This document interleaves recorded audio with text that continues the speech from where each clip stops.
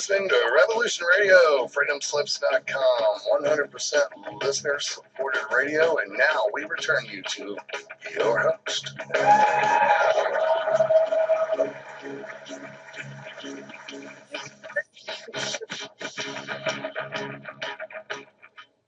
You are listening to the drumbeat of freedom and the heartbeat of truth. This is Rima E. Labo, MD. I am the medical director of the Natural Solutions Foundation, and I want to welcome you to the Dr. Rima Truth Reports on Revolution Radio. With me, as always, my co-host and co-trustee of the Natural Solutions Foundation, Ralph Fusatola, JD. Good evening, Ralph. Good evening, Dr. Rima. Great to be here.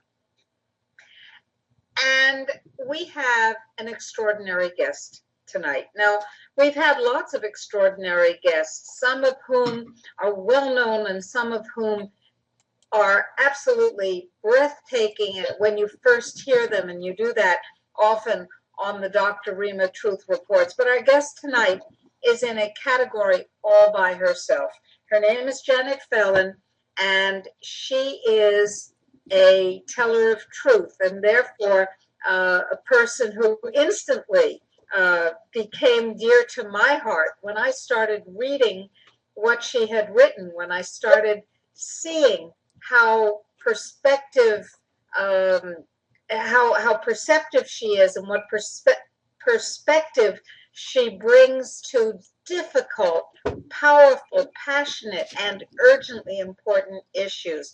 So, although we ordinarily talk about the health freedom news of the week first, we'll kind of weave that in. There's a lot going on, including a huge triumph for people, seeds, food, and survival in the defeat of the Monsanto bill. I'm sure we'll get to that. And we will change our format and welcome Janet Phalen to our microphone here on the Dr. Rima Truth Report immediately, because you won't want to miss a word of what this lady has to say. Hello, Janet. Well, I'm not so sure I can live up to that promo, Dr. Rima, but thank you very much. I'm very thrilled to be doing your show. Thank you. We were just talking before the show and talking about all the areas in which we overlap, in which our focuses are similarly developed. And so what I'd like you to do, Janet, is begin by telling us who you are and how you got to be the outspoken advocate of the positions that you are, and then we'll talk about what those positions are. You see, the bio that I received was so brief that I knew there had to be lots more to how you got to be who you are. So tell us that. Well, okay. I have been a journalist for over 30 years. I trained mainstream. I went to the University of Missouri at Columbia Graduate School of Journalism. I had worked for some national women's magazines. I had a position for a while as public information officer for a low-income sort of NGO in Long Beach. But most of my work had really sort of focused on what I call peripheral issues. I had written articles on cultural events and so forth, not really hitting the core of anything, really. And I, starting around 2001, it became clear to me that something wasn't right at all. And I began to attempt to use my training to write on things that were important.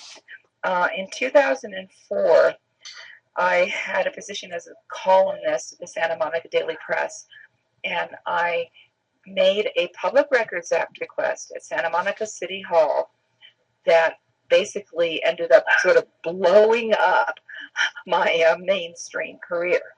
I within hours of my making the Public Records Act request, which we'll go into later, I'm sure, what that was all about. It was it went to a very deep black project that the U.S. government has perpetrated actually throughout the country. But there would be local records, and so I made this Public Records Act request. Within hours, I got a call from the editor of the Santa Monica Daily Press, who told me in no uncertain terms that I had no right to ask these questions, that I was endangering her position as editor of the Santa Monica Daily Press, those were her exact words, by asking these questions. So to make a long story short, I resigned. And from that point on, I realized that getting another journalism job in Los Angeles was not going to be possible. So I began to write for the web. Things sort of transpired. I did get another newspaper job in Oregon a couple years later at a sort of raggle-taggle little patriot paper, and subsequently went on the air, KSKQ, in Ashland, Oregon. I had my radio show called Won It by Land, which is that quote from Paul Revere's Bride, famous poem by Longfellow. And from then on, things just began to really sort of snowball in a good way in terms of the work that I feel that I have been called to do. Well, Janet, there is no way that I'm not going to ask you to tell us what in the world you were asking to have documents and information about that was so hot to handle that the consequences and repercussions were so extraordinarily swift and severe. I was asking to see infrastructure records for the city of Santa Monica, specifically water records. Ah, they thought you might be a terrorist. Actually, I think they're the terrorists. Well, I was looking for indications of their terrorism, and I found them. Actually, the letter that came back from the assistant city attorney of Santa Monica, because obviously, even though I no longer had a job at the Santa Monica Daily Press, I certainly was pursuing this story. The letter that came back stated, there are no water records in Santa Monica. I mean, it was that bad. So, is this fluoride? Is this radiation? Is this what? So this relates to what I am alleging as a delivery system for a possible impending pandemic. The article that resulted eventually from this investigation was published at that Patriot paper in Oregon, named the American's Bulletin, and the article was named Water as a Weapon. And it goes into how the water systems have been reconfigured countrywide. Actually, it took them over 30 years to do this. This is not a sort of instantaneous project. But, Janet, the president of our foundation, General Bert Stubblebine, has been warning the country repeatedly of the potential for an engineered or a weaponized pandemic. And certainly what you're telling us fills in an important little blank maybe in our approach, and that is the method whereby the pandemic can be spread. We have always been assuming that it was vaccination that would be the vector, but you're telling us something very interesting.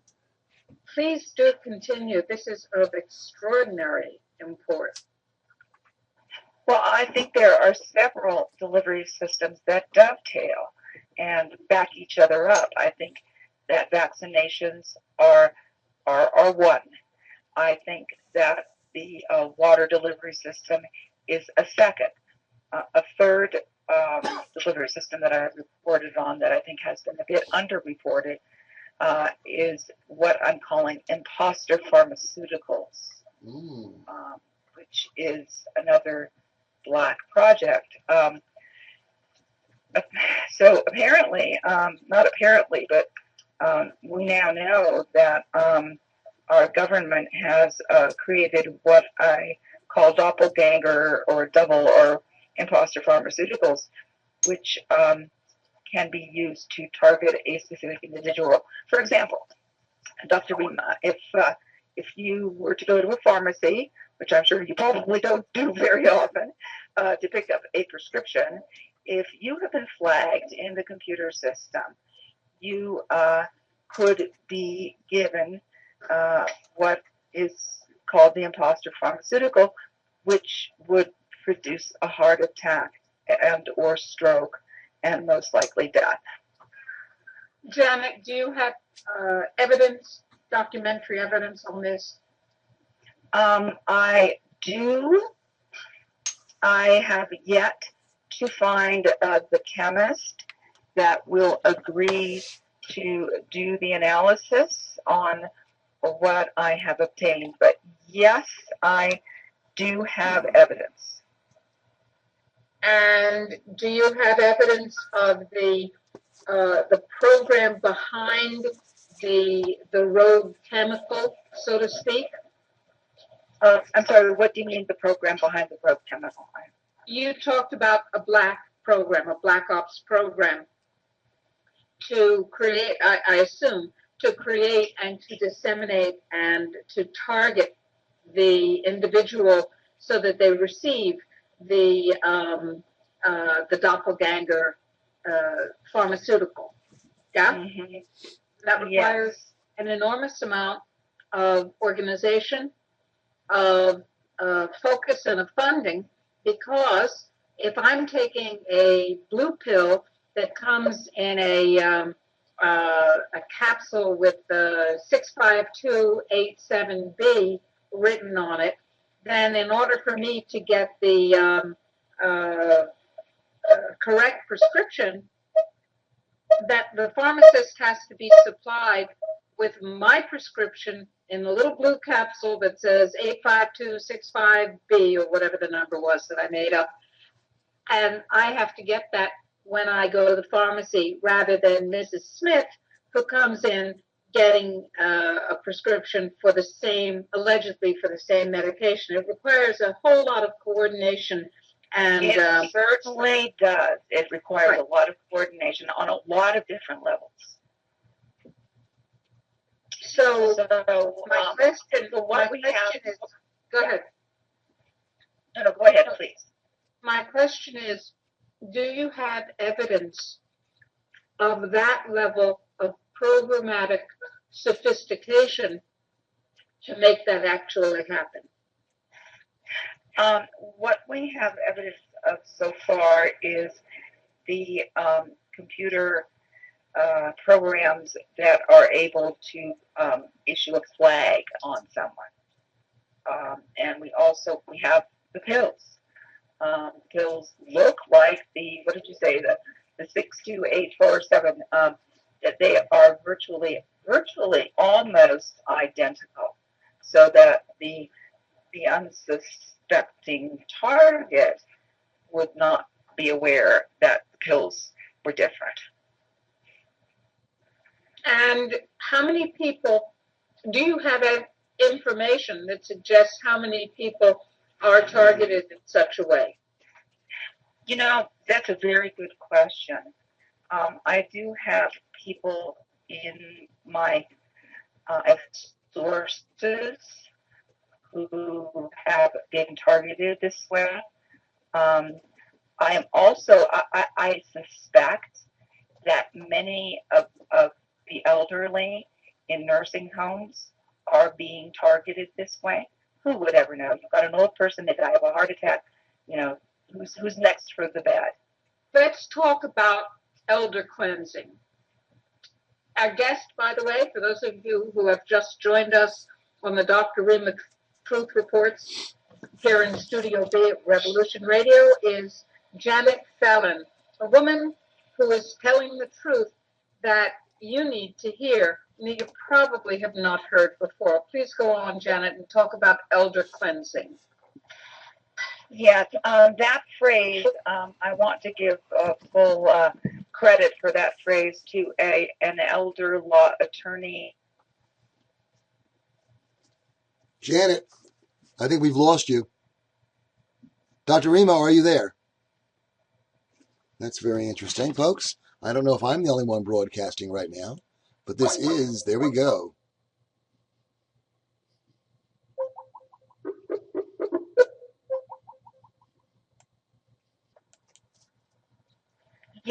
How people are deprived of their rights and their freedom under an adult guardianship.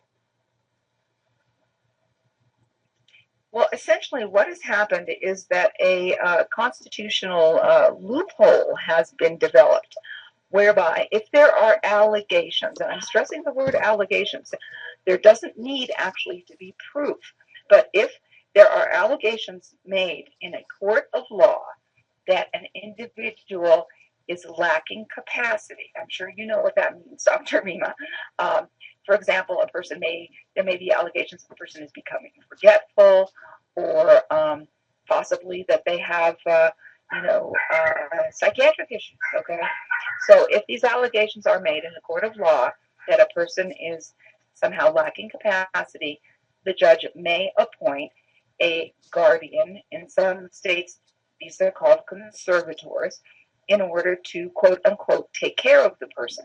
Now, upon the initiation of a guardianship, an individual loses almost all of his or her rights. I want to read to you quickly here. I just have to find this.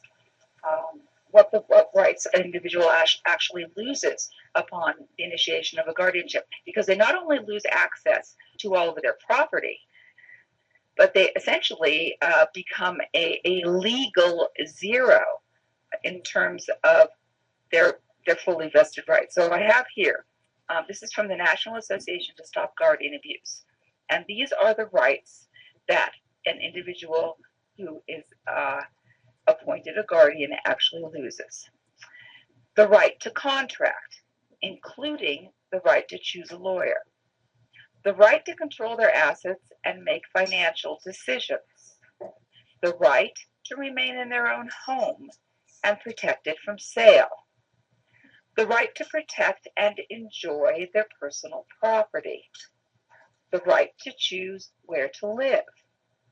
The right to accept or refuse medical treatment, including psychotropic drugs. The right to decide their social environments and contacts. The right to assure prompt payment of taxes and liabilities. The right to vote. The right to drive. The right to marry. And the right to complain.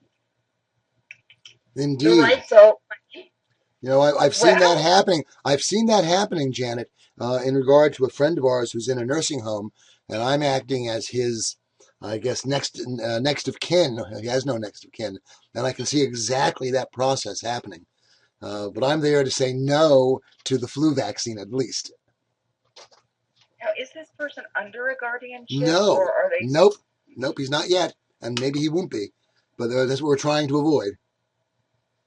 But I can see the process where even though he's not under a guardianship, all of those things are sort of happening. Mm-hmm. You know? Well, you know, yeah. Go ahead. What is to prevent a younger person, not an elderly person, from being deprived of his or her rights, from being unwillingly restrained, imprisoned, restricted? Why is this just a problem of the elder community? It's not just a problem of the elder community. Younger people, for example, I'll give a couple of examples here. For example, let's say there's been a younger person who's been disabled through an accident or what they call hospital error. And let's say there's a lawsuit. Maybe there's a reward. Because the guardianships are very expensive, and the guardians tend to like money. Okay, so if you've got somebody who's, you know, had some sort of accident and has gotten a large legal reward, you very often infiltrate the guardian to, quote unquote, take care of this younger person who has been disabled. Another example, and this is actually fairly of equally grave concern, is that individuals who are homeless are now being picked up by mental health court and slapped with conservatorships and being basically deprived of their freedom. There was a particular case that I followed extensively out in San Bernardino County. It was the conservatorship of Charles Castle. And Charles Castle was a very bright and somewhat eccentric, older homeless guy.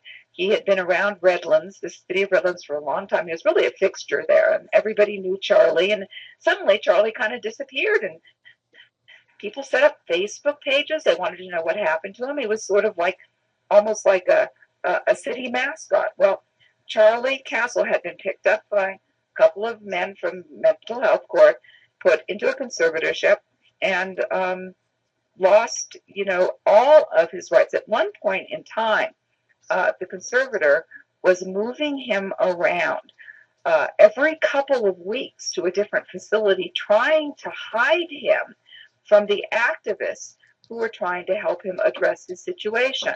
At one point, Charlie Castle filed a writ of habeas corpus, trying to get his matter in front of a judge, because lo and behold, he got one of these court-appointed attorneys, as conservatives almost always get. One of the rights that you lose is the right to choose a lawyer. You have no more assets. You can't hire a lawyer, so the court gives you a lawyer, which is very often someone who's not particularly keyed into your welfare, more concerned about what kind of money he's going to get paid. So when Charlie Castle filed his writ of habeas corpus, the conservator, Melody Scott, started to move him around from facility to facility, trying to hide him from people who were trying to help him with his legal process.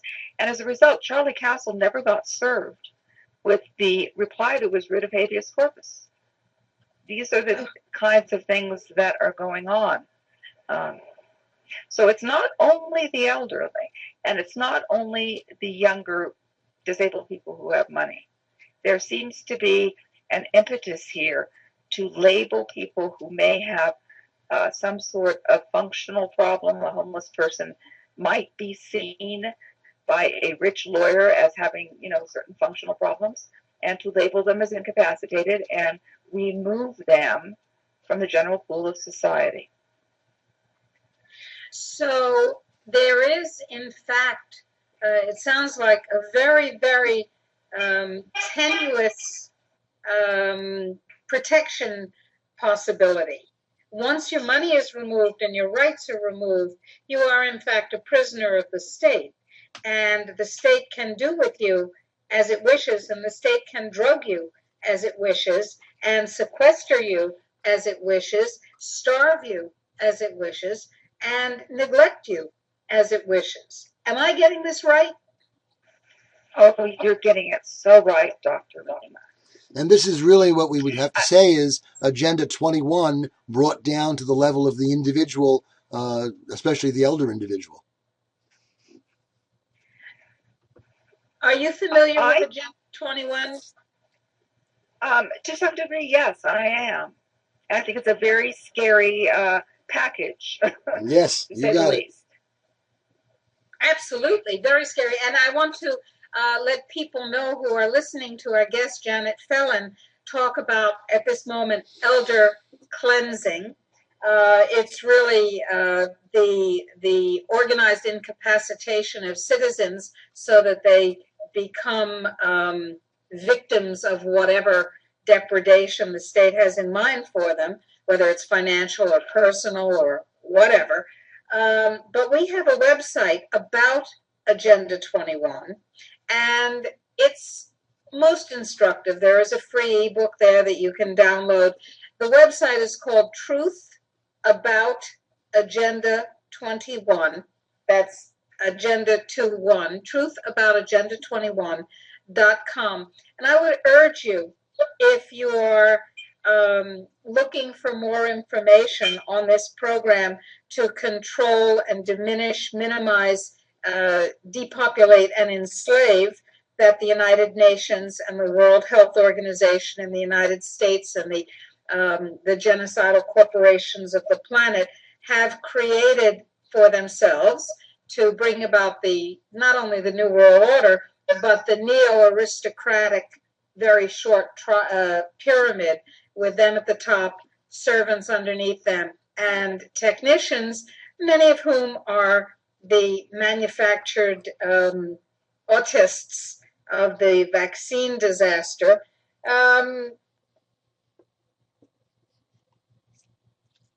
Dr. Rima. They, because so yes, if they you would are be. interested Yes. in this in the connection, please go to truthaboutagenda21.com. So these lawyers are in Illinois, whom you've mentioned, are fighting for their licenses while these people subjected to conservatorships are fighting quite literally for their lives, their dignity, and their rights with whatever they can fight with, because that's all been stripped away from them. Does anybody ever get out from under a conservator? Sometimes it happens. It's a very difficult process. And generally, when they grab someone, they don't like to let go. You had mentioned just a moment ago about people, fighting with whatever they have to fight for. And very often, what will happen is the family member will step up and try to fight for their loved one, their parent. And what happens then to a family member can be not so pretty. And I want to mention a couple of specific instances that'll sort of illuminate this process. Out in San Bernardino County, there is a probate attorney named J. David Horsepool. And several years ago, J. David Horsepool arranged to have his own father, who was a World War II veteran, put under a conservatorship. And J. David Horsepool proceeded to loot his own family's estate. And in the process, one of his brothers, named William Horsepool, got kind of upset at what was happening, especially to his father. And William went over to where his father was being held, detained, we'll call it that, and took some pictures which allegedly showed that his father was not being well cared for, possibly lying in a pool of excrement. Now, these photographs were delivered to the court, and the probate judge, who was in San Bernardino, who was at that point in time Mike Welch, ordered the pictures destroyed and levied a restraining order against William Horsepool without ever calling a restraining order to hearing. So William Horsepool was denied due process in a restraining order hearing for the crime against humanity of taking a photograph or two of his father that may have shown that his father was being neglected. And furthermore, the retaliation against William Horsepool became more severe. William, who was is a disabled peace officer, had been living in a home which had been granted legally through, grant deeds to him by his father a number of years ago. J. David Horsepool, the probate attorney brother, went to court and had that grant deed revoked, and he made his own brother, William Horsepool, William's wife Kelly, and their small children homeless. So this is a sort of a prototypical example of what happens when somebody begins to realize that these conservatorships might not be so good for their parents, and they try basically to run appropriate legal interventions. The use of restraining orders to stop a proactive son or daughter from attempting to protect their parents, the examples of these are becoming legion. Wow, that is, of course, the crux of the matter here. Dr. Rima, are you with us? I think I we am, and I very was good. just speaking to a muted microphone. My error. What sanctions, when you have a corrupt judge, as you must have in this case, what sanctions can be brought against, what protections can be activated against a judge who is tainted in this way? There are ethical This is standards that judges are supposed to follow. There are actually codes of judicial ethics and codes of legal ethics that are supposed to be applicable, and there are committees that exist in the judiciary to oversee those codes. And maybe that's one way that people should consider going, literally making a complaint through the system. Not that we expect real redress in the system, but that by pulling those levers, we force them to at least have to respond. And so that's one possibility. Yes, and I think the operative word here that you used was should. There should be, and so forth, and there should be ethical, and there should be redress. And the problem that we're finding, and this is, I think, very illuminating, because it appears that these conservatorships have a lot of protection coming from really the highest level. And I will say a couple of things here that might indicate, why I've come to this level of this, this decision about what level of conspiracy this actually is, because it does qualify as a conspiracy. We have hundreds and hundreds and hundreds of guardianship victims, family members now who sort of gather together. There are Yahoo groups. There are, there are calls where people can join in and discuss this. And typically, people go through pretty much the same sorts of steps to try to get redress. They will go to their judicial oversight boards. In California, we have a new agency, well, fairly new. It opened its doors for business in 2008, called the Professional Fiduciaries Bureau, that is supposed to provide oversight for these professional fiduciaries / conservators. We also have people who go to the FBI. We have had a number of people in California, and very likely in other states as well, who have bundled their reports together and sent them into to the state attorney general. So there are avenues, allegedly, or should be, as you said, for redress. And what the victims find, the family victims, is that at virtually every step of the way, their right to petition for redress gets blocked. And I'm going to use California as an example. I'm originally from California, and I have the best knowledge of what is happening in that state. For example, the state attorney general in California will send back in the mail any bundled reports that come in about probate court / conservatorship misconduct. And according to the California State Attorney General, they don't do probate. Now, the next logical question, which I asked, would be, why not? What is the legal code which allows you not to, quote unquote, do probate?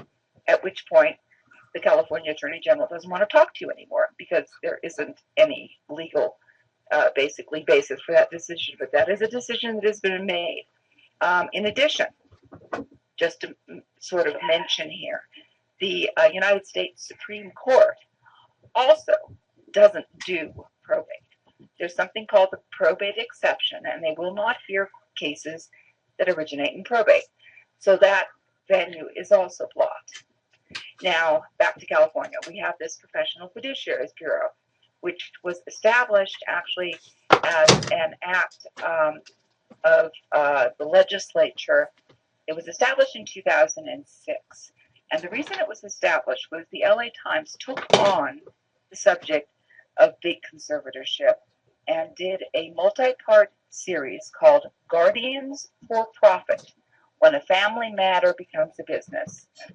And this series, which I felt was not hard hitting enough. Well, it hit enough people.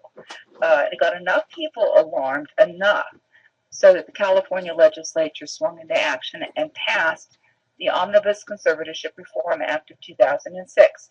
And there were certain changes that were going to be made as a result of this act. And one of the changes was the establishment of the Professional Fiduciaries Bureau, which is housed in the California Department of Consumer Affairs. So I have been tracking the shall we say, the success of the Professional Fiduciaries Bureau for several years running.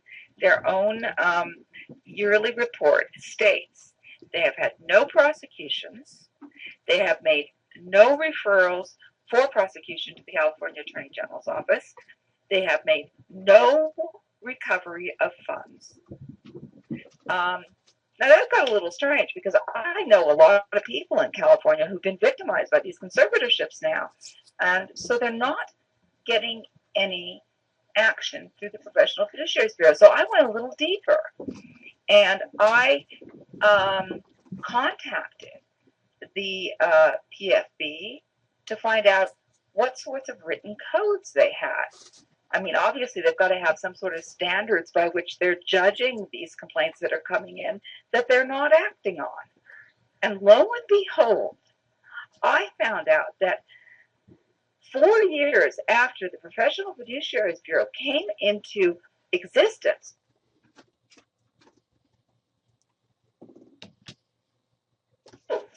no standards, no codes. They were going completely by the seat of their pants. Now, Rima, Ralph, have you ever heard of a government agency having no written policies and procedures? In fact, it's not even lawful, but maybe it happens. But I know I actually back in 1995 I won the DSHEA cases, the DHEA cases, because I was able to show that there was no written government determination that DHEA was a controlled substance.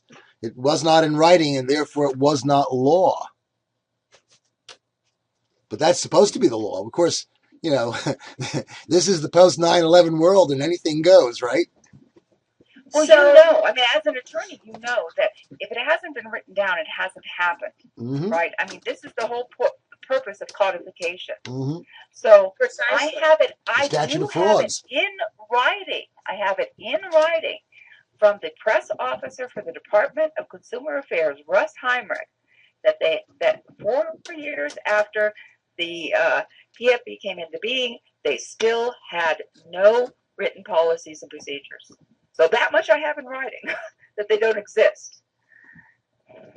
Now, you mentioned the word conspiracy, and I'm sitting here thinking, no. This is not happening through local idiocy, greed, concupiscence, nasty spiritedness. No. Somebody wants this. Some somebodies wants this to happen. This is intentional, and it's being implemented in the same way that Agenda 21 land use policies are being implemented, as if they were locally inspired, when of course they are not. So tell us what's really going on here. Well, earlier in the show, you mentioned the word genocide. I did. You mentioned it in the same sentence, actually, as you mentioned the word depopulation. And the pairing of those two words, actually, genocide's a little different, as you know, than depopulation, because genocide basically reveals that there are certain demographics who are being targeted for depopulation. There are certain types of people who are being targeted. Now, we've seen, we have, of course, the atrocities of a number of genocides in the 20th century. One of the very first group that Adolf Hitler targeted in his genocides, and I'm using the plural there because he targeted a number of different groups. The very first group was the elderly and disabled. And he did it through his T4 program. So we have a precedent for government entities to decide that the elderly and disabled do not constitute the kinds and types of people that they want, walking around free, white, and 21. Okay, so what we are seeing here in terms of the elder cleansing agenda is really smacking of a master race Hitlerian agenda. It is a Holocaust on the elderly and disabled. And I'm quoting the former president of the National Association to Stop Guardian Abuse, Robin Westmiller, when I use the word Holocaust here.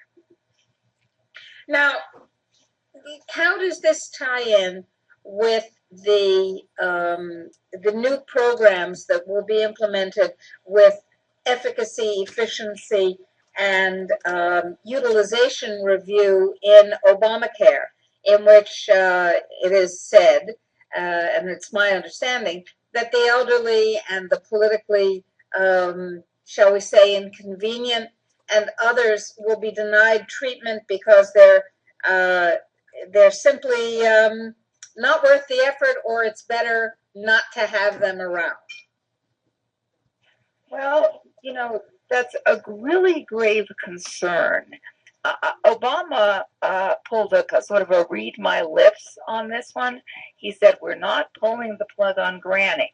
And the next thing you hear is that they're establishing death panels already in Arizona in order to decide who they're rationing healthcare, who's going to get it and who isn't.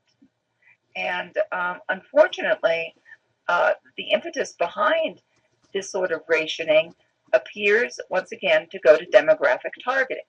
Who you are, what group you're in, and if you're over a certain age, well, good luck. Now, there was a very interesting article that was published about 4 years ago, I believe. It was in mainstream media. It was published actually by an AP reporter, and it had to do with triage plans that the government was developing in case of a big pandemic, who was and wasn't going to get health care. It's usually who is or who isn't going to get the vaccines. Let us remember, folks, that they're rationing standard care. They're rationing standard drugs and vaccines. They're not really talking about rationing what Dr. Rima does, for example. So, on a certain level, be happy if you're too old to get government health care. Well, but at a certain level, that makes sense. The other side of that, of course, is that the Fraud and Death Administration and their minions are attempting to eliminate the kind of medicine that I practice and that you have defended in terms of supplements, nutrients, herbs, and devices. They're trying to illegalize it, if you'll allow me to create a word. And the way, for instance, they've tried to declare vitamin C, injectable vitamin C, an unlicensed drug, an unapproved drug, so that it would be harder and harder and harder to use because the Fraud and Death Administration hadn't said it was okay to use it, is emblematic of what they're trying to do with absolutely every other health strategy that isn't rationable because it isn't part of the standard of ill health care. Ill health, right. Well, natural medicine has really taken a very strong blow under maybe even what they hope and attempt to be a death blow under Obamacare. There simply are no provisions for natural medicine. I just did a quick review of my notes here, and this article that was written published through the Associated Press was based on a rather technical article that appeared in Chest magazine, and the specific concerns about rationing were going to be respirators. So if there is some sort of terrible pandemic, people can't breathe, who's going to get the respirators and who isn't? Dr. Rima, what would you do instead of a respirator if there were a terrible pandemic weaponized that was causing people to drown in their own lung fluid? Precise. You know, Well, so I'm saying I'm not trying to push the issue too much, but to some degree, isn't it good that Obamacare is, as it were, colorblind about advanced health care, about what the government likes to call CAM? Now, Janet, back in 2007, we caught the FDA in one of the most blatant attempts it made to control advanced healthcare. It was the so-called CAM, this is the government's term, complementary alternative medicine, CAM regulation that they proposed, which after we crashed their system with, I don't know, 400,000 or 500,000 emails, never got finalized. They were going to simply define everything that wasn't standard as illegal CAM medicine, and it got stopped. Now, so maybe that started a trend, and maybe on a certain level, those people who are smart enough or who are informed enough to understand that standard medicine is killing them will be able to stay out of the way of what's coming at them. But I don't want to in any way diminish what you've been telling us for the past almost the past hour about the way the healthcare system is being used. We established on the internet something called the Health Keeper's Oath, modeled to some degree after the Oath Keepers, but an opportunity for everyone in the healthcare world to go on record as saying that they were not going to be used to become instruments of state oppression the way medicine was used in Nazi Germany and the Soviet Union. And thousands of healthcare providers have signed that oath. We think it's an important thing. We think that that in the attempt to implement Agenda 21, the attempt to implement the type of control that Agenda 21 envisions, healthcare is a real important aspect, and we need, as healthcare professionals, we need to all go on record that we will not be used to implement that system. And that's just I guess a side issue, but we ask everyone to consider taking the Health Keeper's Oath. I think that's absolutely wonderful. I really congratulate you on that. I think it's very important to, to bring these issues to people's attention and to get them to commit. Right. Every modern tyranny has involved the healthcare system of the country that it was taking over and dragging down into a police and tyrannical system so that they could do anything they wanted to anybody with the willing hands of the privileged or those who perceived they had privilege as healthcare workers. And they made them into capos. They made them into their dirty deed doers. So when the United States government in 2009 was planning for the involuntary internment of anybody who refused the voluntary swine flu vaccine mandate, that's what I said, the voluntary swine flu vaccine mandate. It was mandated, but if you didn't want to take it, you didn't have to. There would be buses standing by to take you to internment camps where you would be involuntarily held until you decided to voluntarily take the mandated swine flu vaccine mixed with squalene at doses which, according to the 2 patents the U.S. government holds that we know about on squalene in vaccines, were at the appropriate dose to cause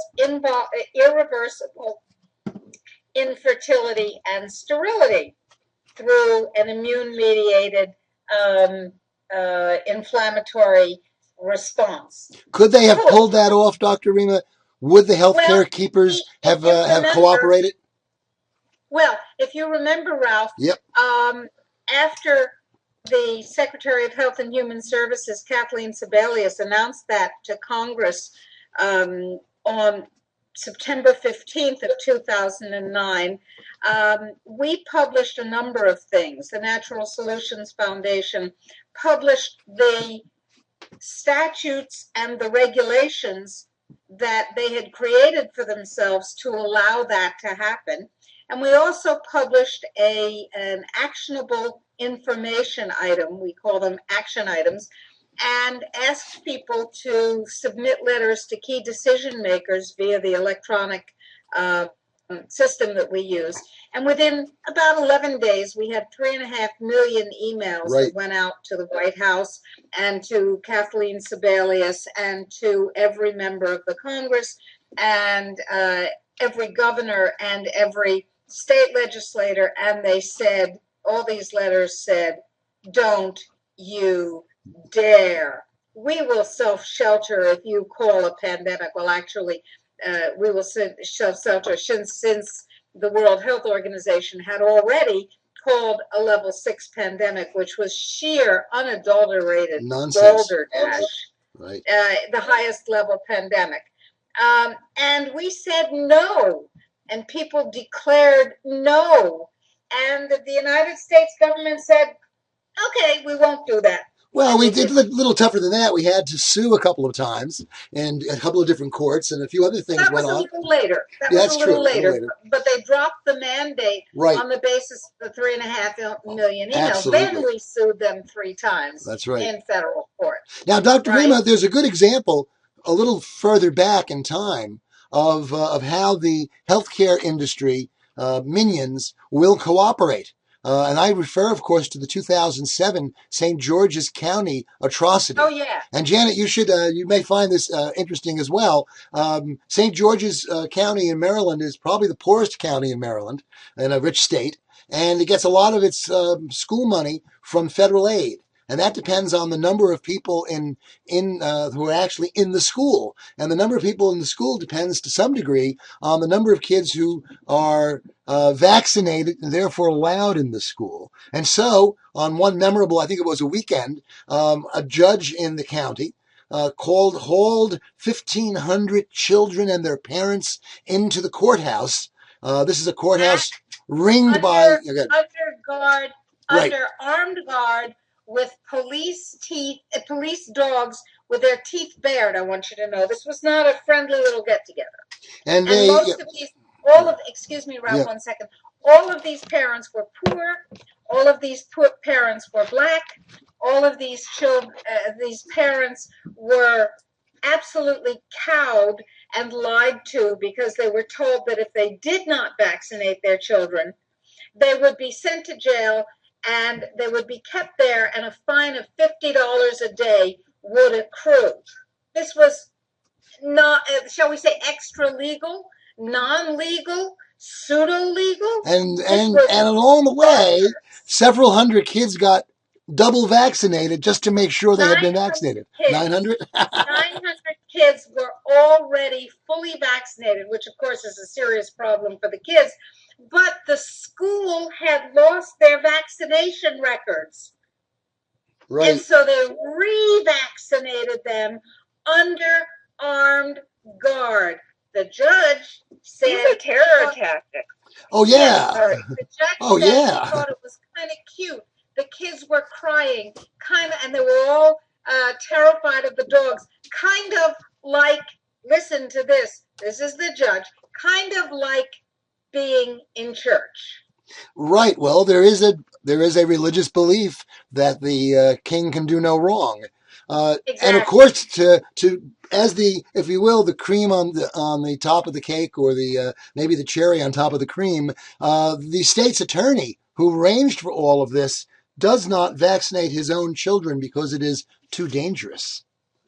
With the same vaccines. But he's no longer right. But he's no longer a state's attorney, by the way, Dr. Rima. He actually retired. No, his wife became a state legislator, and he went into private practice.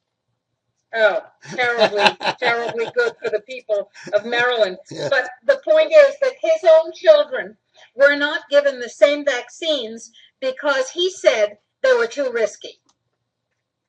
Well, It's a very interesting thing about that. And when the swine flu, do I hear music? I yeah, do. there we go. We'll be back in a little while.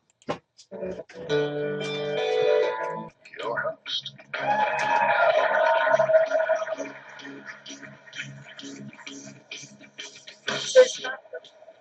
This is Dr. Rima of the Dr. Rima Truth Reports, and you are listening to the drumbeat of freedom and the heartbeat of truth. Welcome back to the second hour of the Dr. Rima Truth Reports. Our guest, Janet Phalen, is full of factual horror that you need to know about because you and the loved ones that that are important to you, as well as the whole society, are under attack in ways that you need to know about, to think about, and to plan about protecting yourself and them from.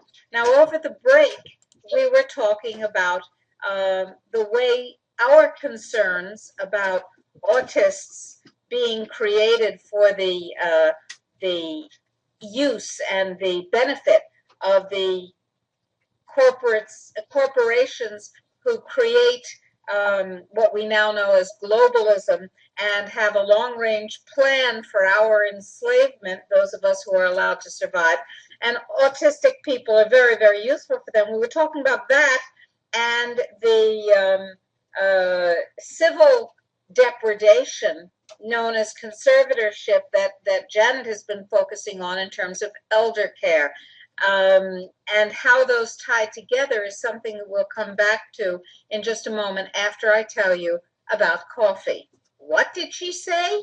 Why is she telling us about coffee? Well, there's a very good reason. As you know, I am the medical director of the Natural Solutions Foundation. Our principal website is drrimatruthreports.com. And if you go there, you'll see that you'll be able to make, by clicking on the correct tab, a coffee donation.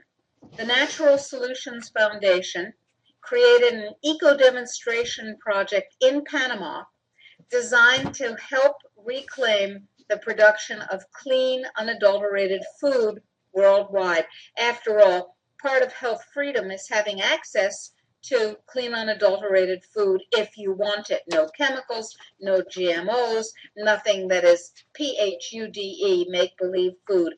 And we decided there in the mountains of Panama that we would create a teaching farm growing one of the healthiest beverages in the world, and that is clean, GMO-free, chemical-free coffee. Delicious coffee. Delicious coffee. And at that time, the general tenor of thought was coffee isn't a health drink. Coffee is bad, bad, bad, bad, bad. And I said, nonsense. Coffee is extremely useful in terms of its antioxidant capacity, delivery, in terms of its very, very rich alkaloid components. It's not healthy when it's poisoned. When it's been sprayed with fungicides and herbicides and pesticides, which all add up to suicides when you drink a water extract of it. You have no idea until you've tried to raise coffee how many poisons are used to keep that cash crop alive. And we said we're going to do it the right way. No chemicals, just what nature intended. And so we bought a small coffee farm and we started raising coffee to teach other farmers how to do it. The side effect? The best coffee you've ever tasted. The best coffee you have ever wrapped your lips around. This station, which by the way has excellent programs and hosts 24 hours a day, you really need to come back to freedomslips.com and make sure that you partake of the delicious array of wisdom and fascinating stuff going on here. But Freedom's Lips, your mind is wrapped around freedom thoughts. With our coffee, your mind, your lips are wrapped around the best coffee on the planet. And it's Health Freedom's own coffee. Not only is it exceedingly high in antioxidants and absolutely free of any kind of poison, and it won't give you the jitters, by the way, because that comes from the poisons that are sprayed on coffee, not from the caffeine. Think about it. Tea has twice as much caffeine as coffee does. Very few people get the jitters and the sleeplessness from tea. It isn't the caffeine. Caffeine's gotten a bad rap like cholesterol. So if you go to the right tab, you'll be able to make a donation of $25 plus shipping and handling, and we will send you a half-pound bag of the best coffee you've ever had that also supports Health Freedom. What a deal. Of course, if you don't like coffee, that's okay. Just make a donation. We are a not-for-profit organization, and that means that your donation in the United States is tax deductible. We need your donation. We need your $5, your $50, your $500, your $5,000. We need your donation. We are doing heavy lifting for you, and you need to do some of the support work for it. It's only fair. It's only just. And we're about fairness, freedom, justice, and most of all, truth. So go to either drrimatruthreports.com and click on the coffee donation tab, or go directly to www.valleyofthemooncoffee.org, valleyofthemooncoffee.org or .com, and get yourself some. Now, let me tell you a little secret. Coffee like ours, estate-grown coffee, comes in very limited supplies. When it's gone until the next year. You want coffee for your stocking stuffers. You want coffee for the gifts to people you love. If you do coffee enemas, you want coffee that's clean and pure for that. If you just love coffee and you don't want to poison yourself, you just want to treat your taste buds, you want our coffee. So you want a lot of our coffee. It keeps very, very nicely. It has very, very good packaging that is designed to keep it fresh for as long as you want it to be fresh. Go to valleyofthemooncoffee.org.com and make sure that you have enough, because when it's gone, there will be no more until next year. And now is the time to stock up. So, enough said about coffee. Now let's go back to what we were talking about with our guest, Janet Phalen. Her website is Janet Phalen, I'm getting it wrong, PHELAN.com. Janet is a journalist. She refuses to not tell the truth. That's quite evident. And she's very thoughtful and has been looking fearlessly at things that most of us don't want to think about, but we need to. We've been talking about elder care. We've been talking about conservatorships that take away your right as a member of society. And it suddenly occurred to me over the break that the vaccine-injured useful workers, the deltas who are being created by the onslaught of vaccines intentionally, we believe, would then be, as they come to adulthood and as they come to use in the factories, would then be put into conservatorships so that they and their parents no longer have any rights over their lives and their decisions, and they can be shipped around and used, abused, used up and discarded as the state sees. There's another name for this. It is called slavery. Janet, what do you have to say about that? Well, I was listening, to what you were saying, and I was just inwardly applauding.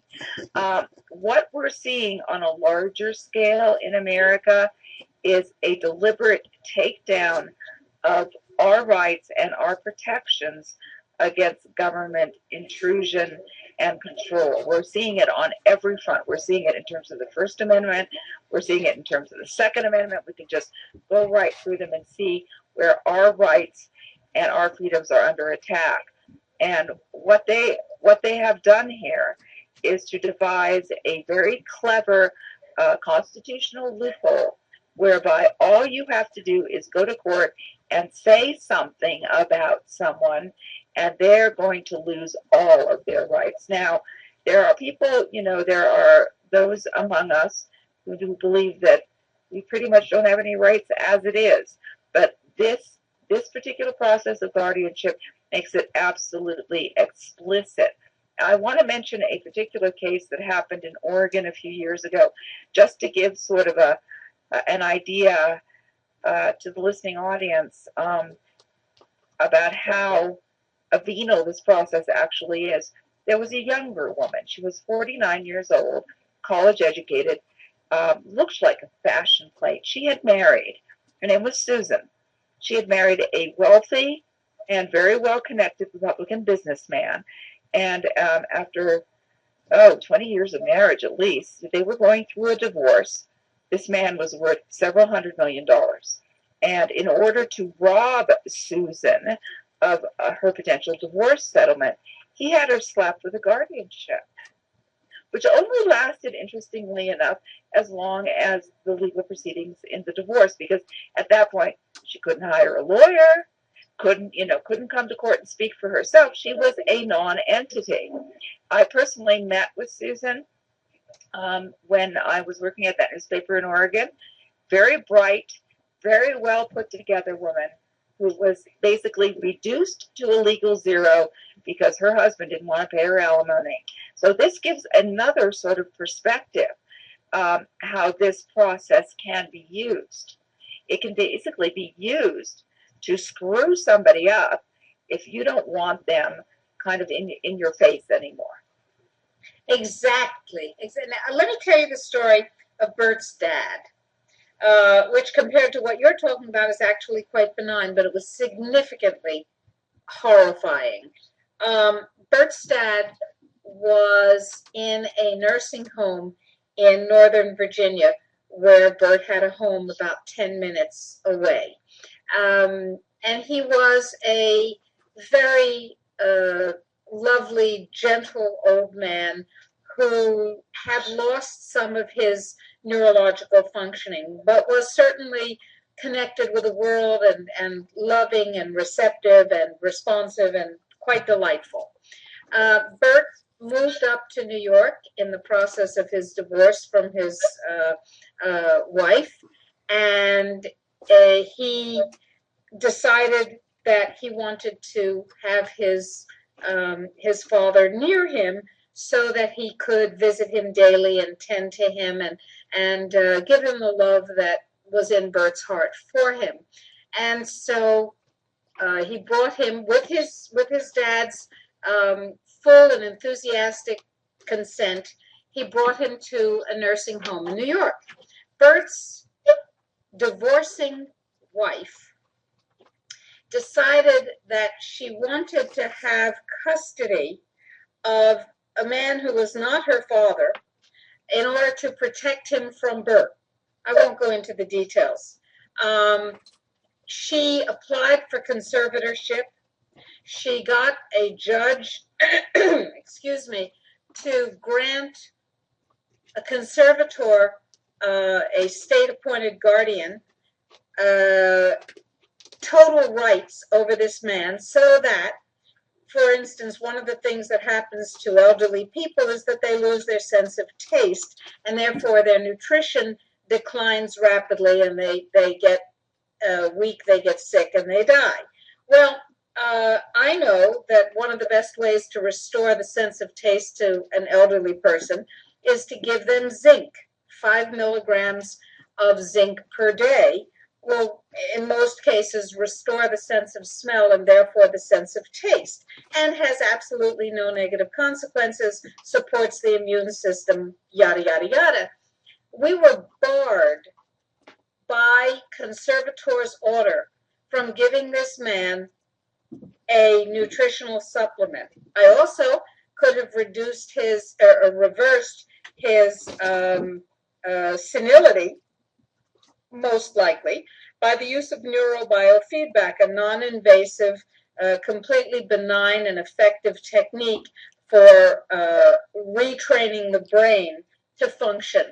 And we were barred from doing that by the conservator, who knew nothing, who cared about nothing, but was raking in considerable bucks for hastening this man to his grave, which is what the wife wanted.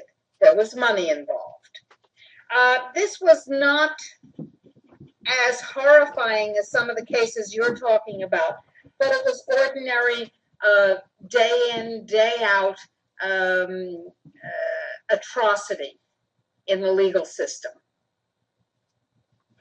Well, I think it's pretty atrocious, to bar an adult child from seeing a parent, an adult child who loves the parent and wants to, experience with him his what they call the golden years. It's actually abusive not only to the older person, but it's terribly abusive to the adult, child who wants to absolutely.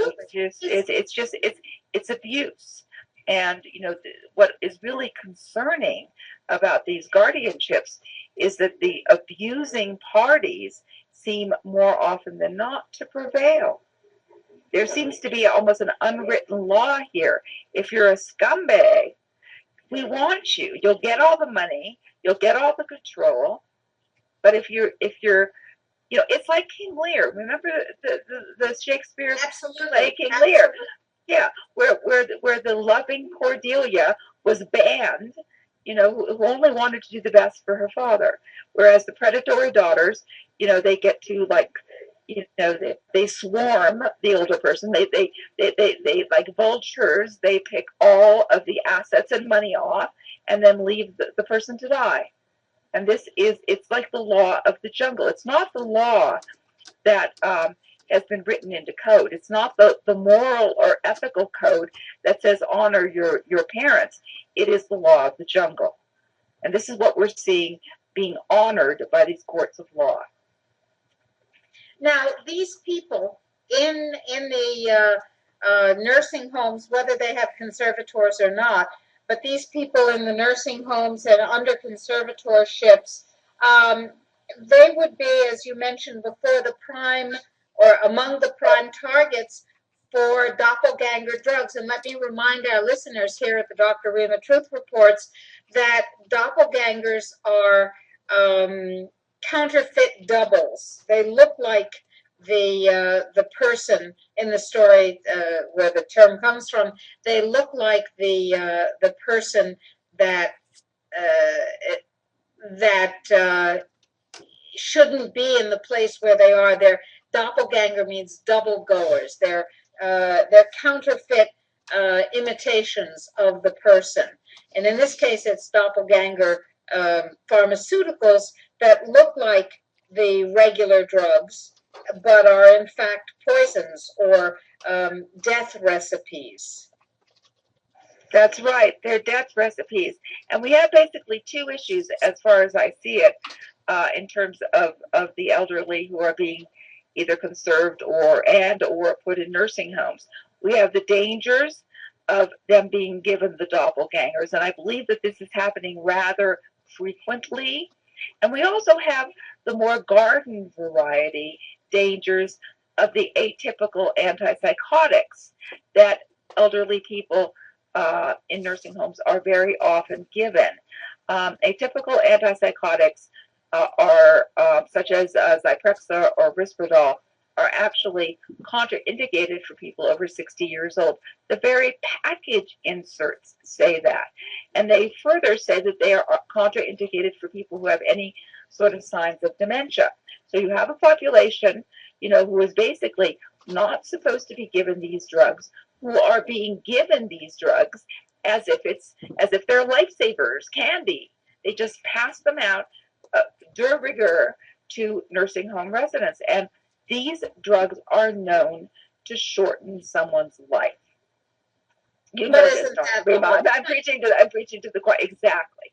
And, the rationale for this is, well, older people with dementia, they're hard to control. Well, not always. In fact, seldom. And if you look at the records of who's being given these drugs and, in these facilities, they're giving them to almost all the patients, whether or not they present behavior difficulties or not. So yeah. So it's another way. It's another way to shorten someone's life. And they do indeed shorten someone's life. Speaking of package inserts, I just wrote a response to an article about another Maryland atrocity in which 1,400 students were about to be ejected from public school because they hadn't been vaccinated for whooping cough. These are 9 to 14-year-olds, as I recall. And whooping cough is not a particularly serious disease in that age group. And most of the whooping cough episodes and all of the pandemics and outbreaks are in fully vaccinated communities. So herd immunity doesn't work, and the vaccine doesn't work, which is why the ACIP committee of the CDC is now recommending additional whooping cough vaccination injections because it doesn't work. And so these children are going to be barred from school if they're not vaccinated, again in Maryland. And somebody was saying, you don't have the right to not vaccinate your kid if it will protect my kid to make you do that. And I wrote quite a lengthy response, which Ralph has posted for me as a blog, in which I said, among other things, listen, on the package insert, it says that vaccines should not be given to people who are immunocompromised and should not be given to people who have compromised or limited detoxification capacity. Those immunocompromised and limited detoxification persons are often referred to by their common name, babies. Right. Oh So, my. the fact that it's on the package insert kind of doesn't mean diddly squat. Nobody reads them and nobody pays any attention to them. And so much for informed consent. Well, so go ahead, Ro. Informed consent is, of course, the key here. We have the Helsinki Declaration of the World Medical Association, and we have a number of other important international pronouncements that are simply being ignored. There are standards, and we need to begin to hold the public authorities on this planet to those standards. This is really why, and this, Janet, is also prevalent in another area in which we're very interested right now, which is, of course, Fukushima. We have been working very closely with some of the world's leading figures who are coming out and speaking truth about Fukushima. And what we're trying to put together is a program of holding TEPCO and the Japanese government and others responsible for what's happened in Fukushima. And it can't be done through the official channels. None of this can ever be done through the CDC or other official channels, because those institutions are hopelessly corrupt. It can only be done by people like us, like you and Dr. Rima and the people who are listening to this program, actually taking responsibility for making a better world. There's nobody else. We're the only ones who are going to do it.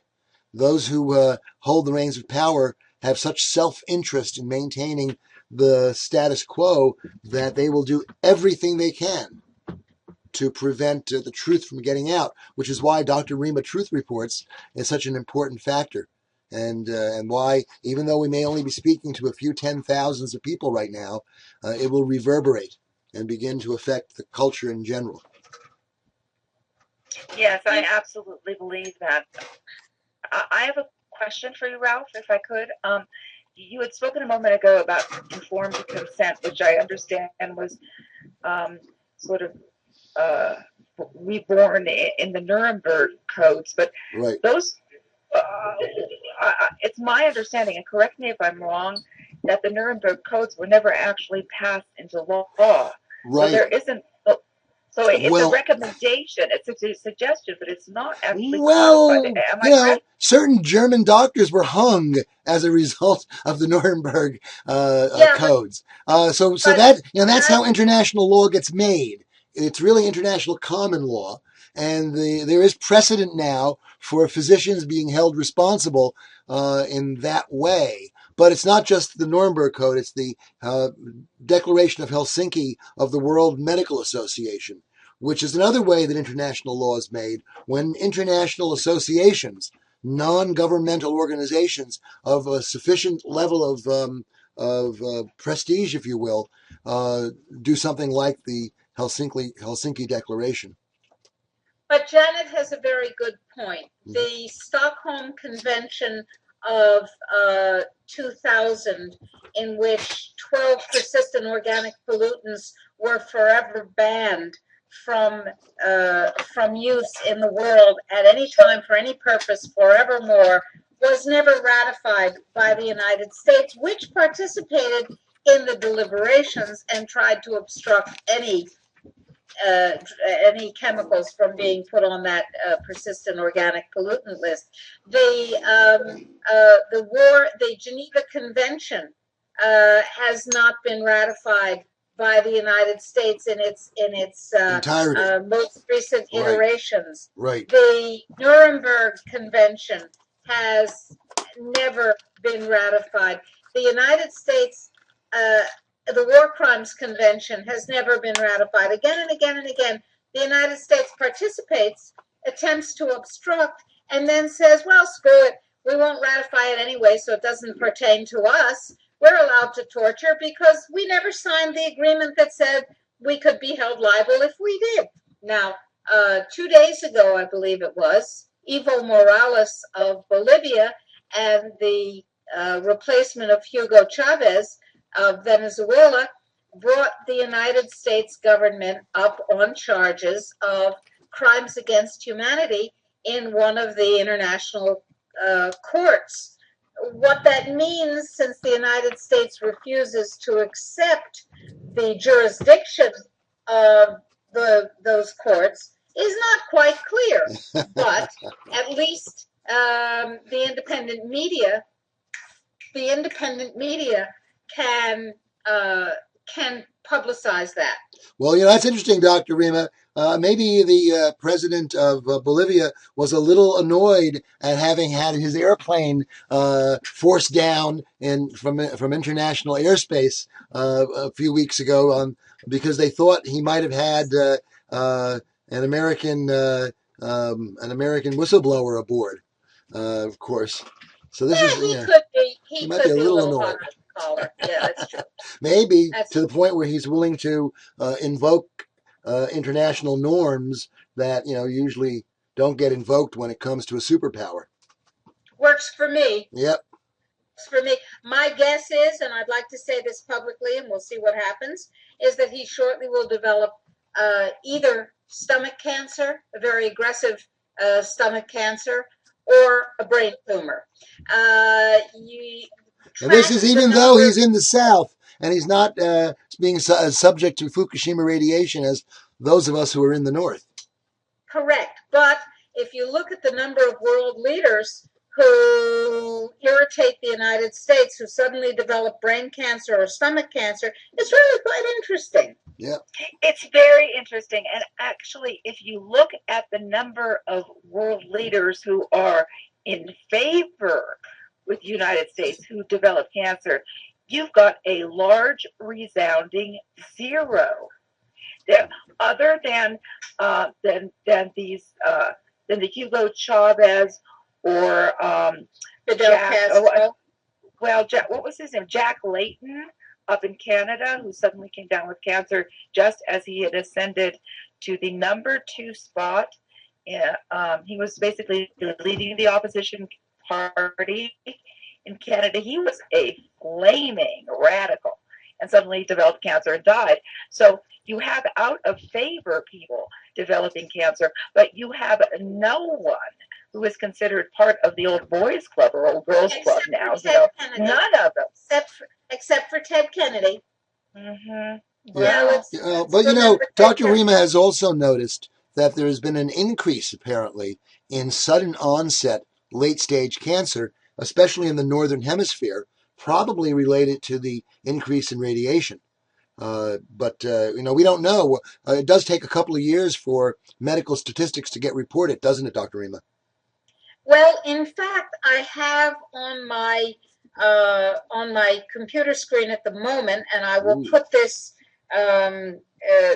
link up for our engineer Richard to put on the chat. I have on my screen an article called "The Fukushima Generation: New Data on Birth Defects in Post-Meltdown Japan." Ooh. We have to remember that in the United States, in the first 9 months following Fukushima, the United States government itself, not notable for its unvarnished truth-telling, the United States government reported that there were 20,000 excess deaths that it couldn't account for. They just had no idea why otherwise perfectly healthy children, babies, were dying primarily on the West Coast, Oregon, Washington State, California. They were dying, and that was odd because they were born healthy. They just kind of didn't make it, which is precisely what happened on the East Coast of the United States almost immediately after Chernobyl. 20,000 deaths, and then they stopped keeping records. In the same way that when the radiation levels got too high, the United States government and the Canadian government turned off their ambient monitors, their ongoing monitors. Well, what we're seeing, and in the West Coast birth cohort, since Fukushima, 1/3 of the babies born have serious thyroid problems. 1/3 of the babies born have serious thyroid problems. This is not being reported in the mainstream media, is it, Dr. Rima? Oddly enough, we were the first people of whom I am aware to bang the Fukushima danger drums when the mainstream media was steadfastly denying that there was anything to bang, let alone paying any attention to the sound of the drums being banged. And we've been talking about Fukushima radiation, and we've been talking about fish and milk, and we've been talking about vegetables, and we've been talking about this in the United States and tracking the radiation. By the way, my Geiger counter with which I travel disappeared from my locked suitcase. Oh. TS, yes. Yes. They are not happy when people have access to information. They're not particularly happy when people disseminate that information. The fact is, however, that Fukushima is out of control and that there is only one solution, and that is an international independent NGO which would receive massive funding that only governments have available to bring online the unconventional science which exists to control nuclear situations, nuclear radiation, half-lives, etc., but which are not being used. God knows what's happening in Fukushima right now, which is the TEPCO, which is an organization that the world needs to be protected from. TEPCO is about to start removing 1,500 highly radioactive, fragile nuclear fuel assembly rods from the crumbling building in fuel pool for unit number 4. And if they do it wrong once, the entire world will be poisoned with radiation that will end life as we know it. It's a pretty big problem. So we've connected with Ambassador Murata, with Arnie Gunderson, whom we're in dialogue with Chris Busby, the head of the European Nuclear Risk Commission, Risk Assessment Commission. And we believe that our independent NGO is the only hope to bring these other sciences online. Because if we leave Fukushima as it is and there are no disasters, it only gets incalculably worse. If there are disasters, it gets incalculably worse faster. Indeed. And that is the 900-pound, the 9,000-pound gorilla in the corner of the room that nobody in North America or in Europe is really talking about. And of course, it's against the rules in Japan to talk about it, apparently. You go to jail. Right. If you talk about it. So we are facing, literally an existential crisis, along with millions of autistic children becoming millions of autistic adults, along with further degradation of the food supply. Oh yes, Dr. Rima, I was listening to an NPR report earlier today on good junk food, how junk food scientists are learning how to make healthy junk food, and it's okay to have processed food. How good processed food really is. That we can't expect to have this large world population without processed food. It was a very interesting program. Well, that is fascinating. And of course, that takes us directly to TED, the TED Talks, which Bill Gates has been subsidizing for quite some time, which now censor anything to do with GMOs being problematic. Or vaccines.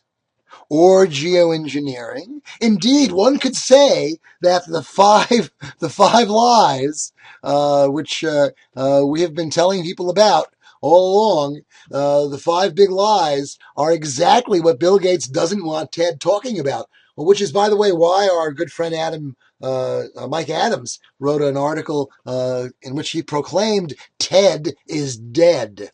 Right. And precisely. Right. Our guest is Janet Phalen, and she tackles this stuff too. Let's talk about bioweapons, Janet, and let's ask if people, if you would like to have some call-ins, or whether you would prefer not to. Oh, I would love to have callers. That would be just fine. Great. Yes. That'd be really yes. Richard, our engineer, will handle the switchboard and let people come on.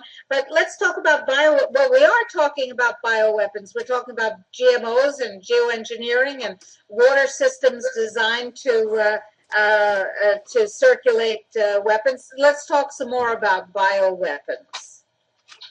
Right. Well, we're also actually, I consider these psychotropic drugs, particularly the atypical antipsychotics, I consider them to be sort of low-grade biological weapons. I agree with you. Yeah, I really do. And unfortunately, when people run into trouble in their lives and they go to a mental health professional trying to get some guidance for the trouble in their lives, they're very often given these low-grade biological weapons, which, frankly, I don't see them really helping people too much. They may sort of numb people out a bit, so they're not as, as aware of their, internal anguish, pain, depression, anxiety. But in terms of helping them through whatever sort of life crisis might have produced, these sorts of problems, I don't see these low-grade biological weapons helping them. Indeed. Our guest last week was Dr. Peter Breggin, talking back to Prozac. And Dr. Breggin calls them chemical lobotomies. And he says that the history of psychiatry is essentially the history of more and more subtle lobotomies. By the way, many people do not know that a number of the psychiatric drugs are in fact up to 50% fluoride by weight. Remember that fluoride makes people apathetic. Fluoride allows you to do pretty much anything you want to people. And they say, hey, yeah, well, like whatever, which is why it's put on your teeth, by the way. God knows it's not to prevent dental caries. carries. Dr. Rima, I have the phone number for call-in given to us by our director. Let me give the call-in number. Of course, if you're listening to the archive of this, you can't call in. But if it's live and you're with us right now, first person who calls in, 310-421-4053. Let me repeat that number, 310-421-4053. Back to you, Dr. Rima. Our guest is Janet Phalen. Her website, Janet, give your website. JanetPhalen.com. Yes, that's the website. Janet, are you there? Oh, we may have lost her. Oh, No, there's there. Oh, good. I had myself muted and I was Thank talking you. to a dead microphone. Yes, it's Yeah. very, very amusing when you do that. I did that earlier in the show. Let's talk about bioweapons, and then let's talk about your poetry, which is extraordinary. Oh, yes. Thank you very much. Well, okay, biological weapons. I have been following the thread from the anthrax attacks of 2001 to what appears to be their natural and horrifying conclusion. The anthrax attacks were essentially paired with the attacks on the World Trade Center on September 11th. The anthrax attacks took place roughly a week later. The anthrax mailings, where these letters with laced with anthrax were put into the U.S. postal system, and as a result of the anthrax mailings, the U.S. Congress basically ramped up what is an illegal offensive biological weapons program. The U.S. Congress has dumped over $70 billion into this program since the attacks that happened in September of 2001. Now, I'm making a very strong statement by calling this an illegal offensive biological weapons program because on paper, and what the U.S. government wants us to believe, is that this is a defensive program because it's illegal via the United Nations Convention on Biological Weapons for a signatory country to actually develop or stockpile biological weapons. But if you start examining what is going on in this $70 billion program, you will see that from every perspective that you look at this from, the indications are that the U.S. is now working its little panty off to develop biological weapons. $70 billion can buy a lot of biological weapons.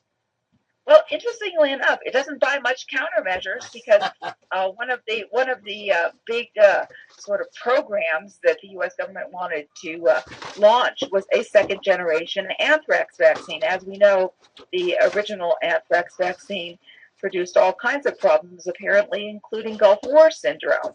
Yes, ma'am. So the idea was, well, we've got all this money now, and we're going to produce a second generation anthrax vaccine, which in the last, what has it been now, 12 years since September 11th, they haven't managed to do even that.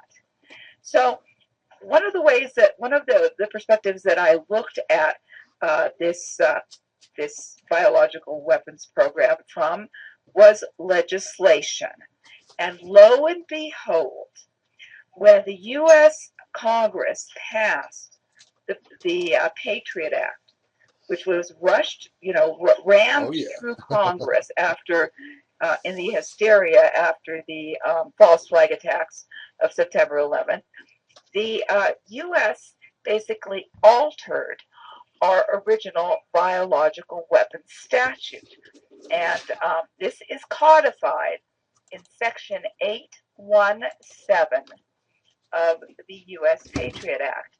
And the problematic section here is that they changed the legislation and added a caveat which states, and I'm reading it directly now, the prohibitions contained in this section shall not apply to any duly authorized United States governmental activity. Whoa. So that's what it says. Mhm. You look it up, Ralph. You're the lawyer. You look it up. That's exactly there. what it says. Now, when the U.S. government did that, they essentially gave itself and its agents immunity from the prohibitions to develop and stockpile and deploy these weapons.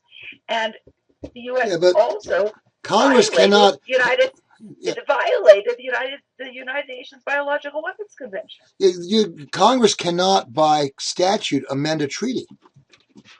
A treaty can Well, only be amended by but treaty. it did so de facto. It did so de facto Well, because the U.S. or has ultra signed the vires. treaty stating that it will not, produce and develop and stockpile these weapons. But now we have its internal legislation, which is basically thumbing its nose at the treaty. Doesn't surprise us.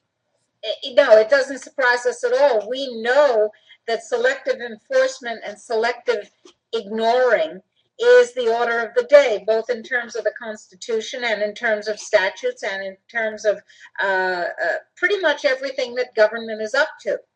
But what are the implications of this illegal law? And Ralph, by the way, makes a very, very good point about the difference between something that is legal, that is, a law has been passed saying it's okay, and something that is lawful, that is something that conforms to the basic legal structure of the country. And international so this norms. Is not lawful. Right. Sorry, go ahead. Yeah, and international norms. We have to remember that there is international law. The Constitution recognizes that international law exists, and it says Congress, of course, has authority to declare international law. But that must mean there is something called, there is a law above the immediate desires of the superstate. That's really what that means. And part of getting back our Constitution is getting the federal government of the United States to respect international law. Well, it's a very interesting thing about this biological weapons treaty because it is, I believe, the only arms weapons treaty that has no enforcement or verification provisions. And the reason that it has none of these provisions is because back in 2001, just months before the attacks of September 11 and the anthrax attacks, there was a verification protocol that had been hammered out by a working group at the BWC, Biological Weapons Convention, and it was on the table for ratification, and the U.S. boycotted it. So the U.S. unilaterally made sure that there would be no way that there would to verify or enforce this treaty. It's an absolute bag of hot air. This treaty has no way of being verified or enforced, thanks to the United States government, along with the pharmaceutical lobby. Of course. But it goes to show us that the only people who can protect this planet from the depredations of the superstates are the citizens of those states. Whether it's Russians or Americans or Chinese, we sort of bear responsibility for the governments that claim to act on our behalf. And we really need to start taking responsibility and redoubling our efforts. Apparently, the efforts of the population, things like Occupy Wall Street, things like the other activities over the years where people have tried to hold governments accountable, have not been strong enough yet. And we need to find stronger methods of holding politicians to account. Well, programs such as this are very important because you're never going to hear this information on MSNBC or Fox News or CNN. And the first step in social change is always to raise the awareness of people. Right. And this is exactly what your program is doing, Dr. Rima. Well, we are thrilled when people take these ideas and spread them. Please like us on Facebook. Facebook is a fascist tool. Okay, Right. we know that. We have a caller, by the way, folks. We have a caller. Oh, good. Okay. Richard, would you like to make the caller act? Hello, caller. Hi. Can you hear me okay? Wonderful. We can. Great. I wanted to ask a question. This is kind of deep and weird, but you folks are talking about people with emotional, mental problems going to a specialist and being given these horribly toxic and kind of mind-destroying drugs. I have for many years thought that a lot of what is considered mental illness is the result of people being attacked by others imbued with our sick culture. In other words, children are bullied. Children are forced to sit for hours and hours, sit quietly behind their desks in public schools or any school, and really not allowed to complain about it, not allowed to think about what they want to think about. I remember, I used to be interested in, wandering around the woods and looking at plants and Of bugs course. and all kinds of things. And what the other kids wanted to do was talk about cars and cowboys and Indians. Where they were content to kill each other. Well, Caller, yep. let me jump in. I'm a child psychiatrist, an adolescent psychiatrist, and an adult psychiatrist. I've never written a prescription for a psychoactive medication. Indeed, I've never written a prescription for anything other than bioidentical hormones in 43 years of medical practice. The roots of social distress, of emotional distress, and of not fitting in with the norms of the moment are very varied, and they can be internal, they can be familial, they can be external, they can be nutritional, they can be biological, they can be biochemical, they can be cultural, they can be many, many, many, many things. And they can express themselves in many ways. And so rather than saying somebody has a mental illness, what I prefer to say is somebody has a way in which, or several ways in which, they don't fit with the expected norms. How interesting. Let's find out what the strength is in that, and let's find out what the vulnerability is in that, and help the individual to make choices that work better for them. That, to me, is the way in which supposed mental illness needs to be dealt with. There are people who are hallucinating, and they have voices in their heads, and they see things and so on, and they have delusions, and they need a lot of vitamin B3 because they can't process niacin. So where I might get overdosed on 1,000 milligrams of niacin, they need a minimum of 15,000 milligrams of niacin per day. It's biochemical individuality. And when you give them that, they stop hallucinating. They may still have some personality disorders because they kind of spent the last several years hallucinating and suffering from the torments of the damned, but they're not hallucinating anymore. So I don't believe in mental illness. I believe in finding out what's going on with each person and coming up with better ways to solve it. At no time do I ever believe that psychoactive medication is useful. Never, ever. It's like a vaccine. Never, ever. I think that was a very useful call. Janet, do you want to make a comment? Oh, I'm just totally endorsing what you have to say. I want to say very briefly, at one point in my life, and I was actually taking the graduate record exams then, I got very depressed, and some doctor gave me, was it Prozac? Anyway, I took the graduate record exams, and I did sort of mediocre. And then I stopped taking the Prozac, and I took them again, and I scored in the top 2%. So it actually, I mean, it was as clear as the nose on my face. Those drugs made me stupid. And they're designed to do that. They're designed to make you stupid, and they're designed to make you pliable. They're designed to make you sort of a sub-variety of autistic, aren't they? No social interaction that means anything, no joy, no initiative in terms of making things better. I repeat, many of the psychoactive drugs, the antipsychotics and the antidepressants, are very, very high in fluoride. They take away your sense of dynamic vitality. They're intended to do that. They're chemical lobotomies. Yeah. Thank you very much, Fuller. Let's see if The we can. Nazis fed their concentration camp occupants large amounts of fluoride to Of make course. them And they learned that from the Gulag keepers under Stalin.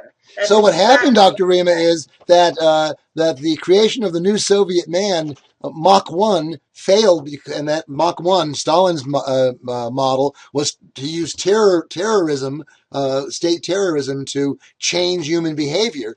Now we are more sophisticated, and in Model 2, the American version, we use pharmacology. Or was it, what did Lord Russell say? There was a quote. through injunction and injection And diet. and diet. Right. Through injunction, injection, and diet, the ordinary person will be unable to formulate an independent thought. You have been listening to the Dr. Rima Truth Reports, and my guest, Janet Phalen, has been an absolute delight. I can't wait to have more time to talk to her. Go to her website, janetphalen.com. My co-host, Ralph Fusatola, has been with me here. We want to thank Richard Kane and remind you that Revolution Radio at freedomslips.com has 24 hours of outstanding programming. Join us next week. Thank you all.